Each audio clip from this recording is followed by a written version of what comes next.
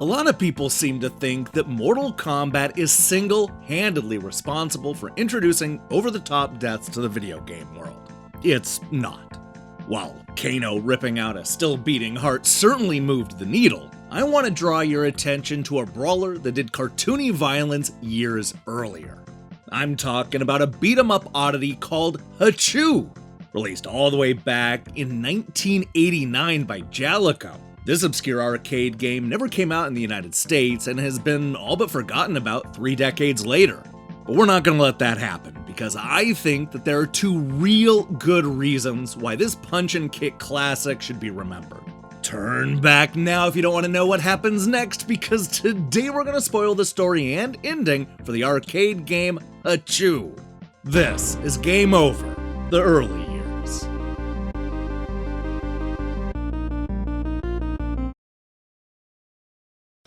Let me get one thing out of the way right at the top. Hachoo is not a very good game. For a beat-em-up released in 1989, it's actually real lacking.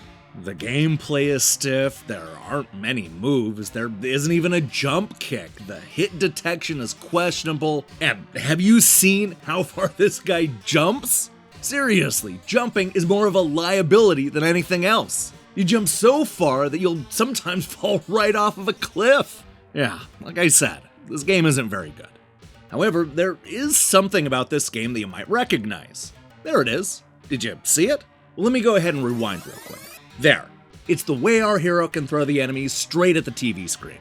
If this looks familiar, it's because Konami ripped them off when they made Teenage Mutant Ninja Turtles Turtles in Time. This is going to play a big part in the ending, but before we jump ahead, we first need to talk about the story.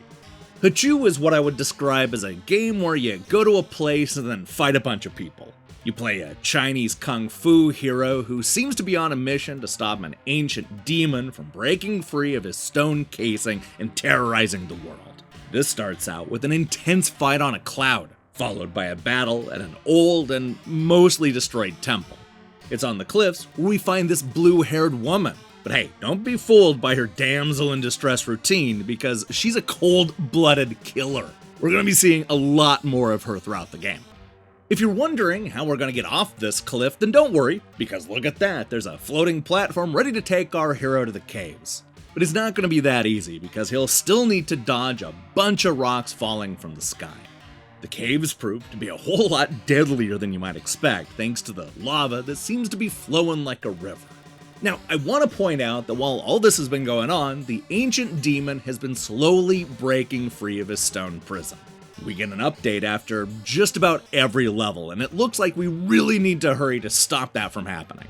As it turns out, there's a conveniently placed cloud elevator that takes our hero to the evil palace.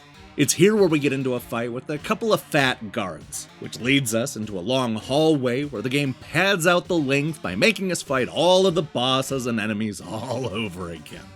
Clearly, all this is leading to an epic fight with that ancient demon that we've been teased this entire time, right? Well, that would certainly make sense, but that doesn't happen in Hachoo. We instead fight this old guy with a pointy hat. Actually, we don't even do that. He spends the entire time just blinking, so we can't punch or kick him. His power seems to be summoning all of the enemies and bosses from his staff, so here we go again. We fight all the bad guys once again, 2 by 2, and finally get the better of the floating guy. We give him a mighty throw, and this is what happens next.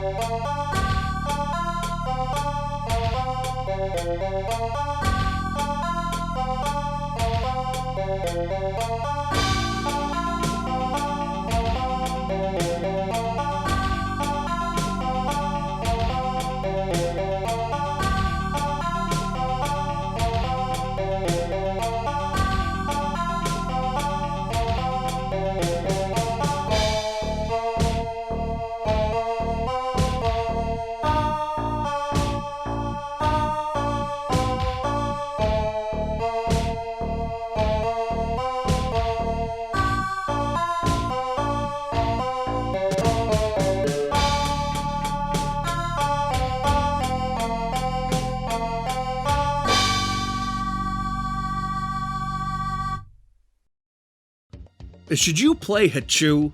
No, definitely not. It's a nightmare to control, and the whole thing is over in about 20 minutes. Jaleco would later go on to make far better brawlers like 64th Street, A Detective Story, and the Rushing Beat trilogy. So definitely play those instead. But look, even though the game is flawed, you have to admit that that ending is pretty awesome. And because it happens so fast, let's go ahead and go over the best and worst enemy throws. One of the worst examples is the one that we just saw at the end. You know, the one with the old guy with the pointy hand. I also don't like this one, where the guy completely misses the TV screen.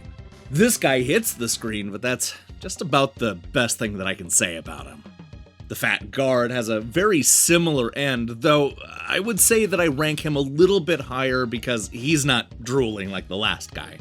Oh boy, and then there's this guy. Even though he's the most basic bad guy in the game, I like his look more than most. This is the one that really shows how much it must hurt to smack into the TV. Oh boy, as for the blue-haired girl, she gets thrown so hard that her clothes rip off as she screams past us. I mean, it's the 80s. What else did you expect would happen? The runner-up for the best death is definitely this weird fish dude who starts out by breathing fire, only to then reveal a flaming fish.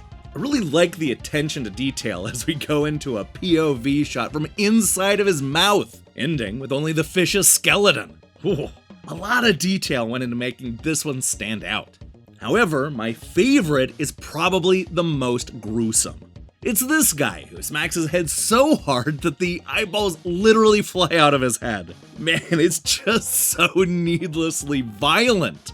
Going forward, when I hear the name Hachoo or just somebody sneezing, I'm always gonna remember this gory image. You definitely didn't see that happen in Turtles in Time. Hey, thanks for watching this episode of Game Over the Early Years. If you liked what you saw here, then you should know that we post new episodes almost every week. Now, here's the question I have for you. What is your favorite old school beat 'em up? Oh boy, I have a hunch that Streets of Rage and Final Fight, they're gonna dominate the responses. But who knows, maybe you'll surprise me with a Knights of the Round or a Captain Commando. Go ahead and let me see your picks in the comments below. In other news, I'm currently hard at work on a bunch of new reviews, as well as a brand new show that we're going to be launching shortly. If that sounds good to you, then I strongly recommend you click that subscribe button and support what we're doing here. Until then,